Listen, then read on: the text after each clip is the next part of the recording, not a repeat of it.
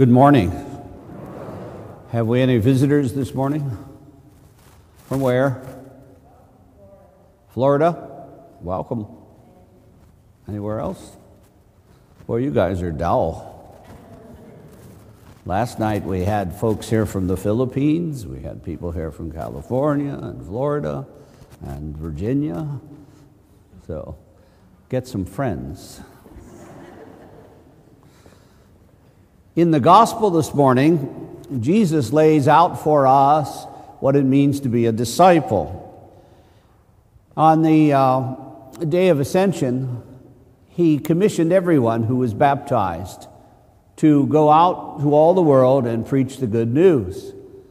But long before the Ascension, when he was still training his disciples, he called them together and he said, "You're going out for your first mission experience." And he did several things that we need to be aware of so that we fully understand what it is, what our task is as Christians. Because each of us as Catholics, by our baptism, are compelled to preach the Word, to go out and to share Christ's life with others. Now, we don't all do that with preaching, but we do it by the way we live and by the way we encounter other people, and by the atmospheres that we create, whether it's at work or at home. We need to look at the environment in which we work and ask ourselves, is this a Catholic and a Christian environment? At any rate, Jesus took his disciples and he said, "Okay, you guys are going out." And the very first thing he does is he sends them out 2 by 2. Now, the message there is pretty clear, that this is not an ego trip. This isn't about you. This is about the message. And so the preaching of the message will always be done in community. The preaching of the message will always be based on the gathering of more than one person. And so a church will never be built around the personality of the preacher, but rather Christians come because other Christians are there. And that's a very important piece, because that's not true in all Christian churches. But here, in our church, it's important for us to hear that message, that Jesus was very clear that we are dependent on one another, that we do not walk alone, that we do not do the building of the kingdom by ourselves. Then he said, "Take nothing with you."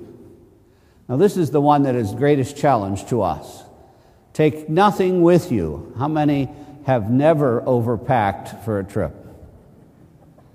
Nobody, right? We always have our fail-safe systems, right?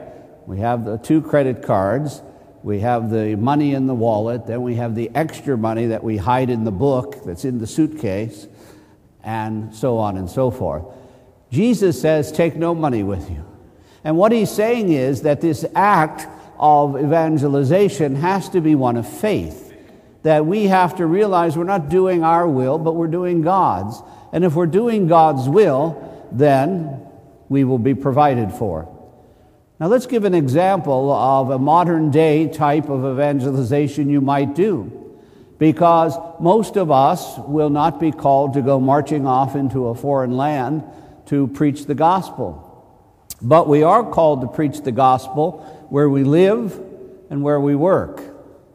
And so let's say that there's someone in the place where you work, some place that perhaps everyone else makes fun of.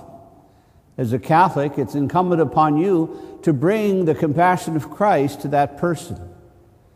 Now that may cause you some anxiety. So what do you need for your journey? And what Jesus says is, your journey to go to that person and express the compassion of Christ to them, what you need will be given to you. But we lack courage, and it's very difficult for us to step out on our own. Jesus says that's the first thing we need to.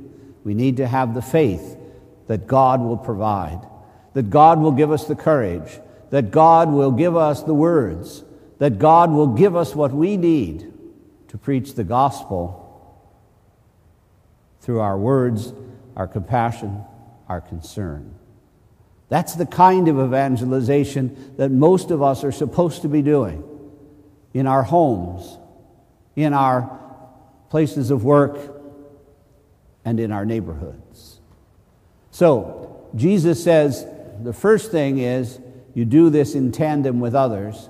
You do it because you're part of a community of faith. You do it because you're baptized, because you are Catholic. And then secondly, you do it trusting in God. Now, after he says to his disciples, don't take a second tunic, and don't take money in your belt, don't take a purse, don't take extra food, learn to trust. That's kind of a reflection of the first beatitude, blessed are the poor in spirit. The very next thing is he says, take a walking stick. Any idea why?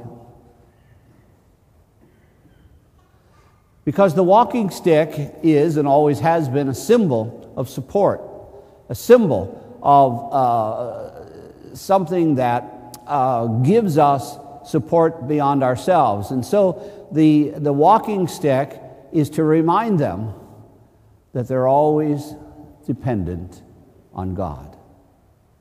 That the walking stick gives you support in difficult terrain. The walking stick gives you support in times of difficulty. The walking stick even gives you protection if you know how to swing it. So the walking stick was a reminder that they are still dependent. So, you go off in community, you remain dependent on God, and then he says, after all this, take everything off, he says, but wear shoes. Wear sandals. Now, why would he choose that? Why wouldn't he say, like our mothers say, take extra underwear? Right? Don't your mothers teach that at mother school? Take a clean handkerchief, right? And don't have holes in your gutchies, right? Why would he say that? Well, because after you've stepped out in faith, and after you're together with the community, and you're dependent on God, the next thing you have to be is acceptable to the people that you're going to preach to. And so shoes are practical. Jesus was a very practical man. And so if his disciples go out wearing shoes, they will be. What happens if someone comes to your front door without shoes on? What would you think?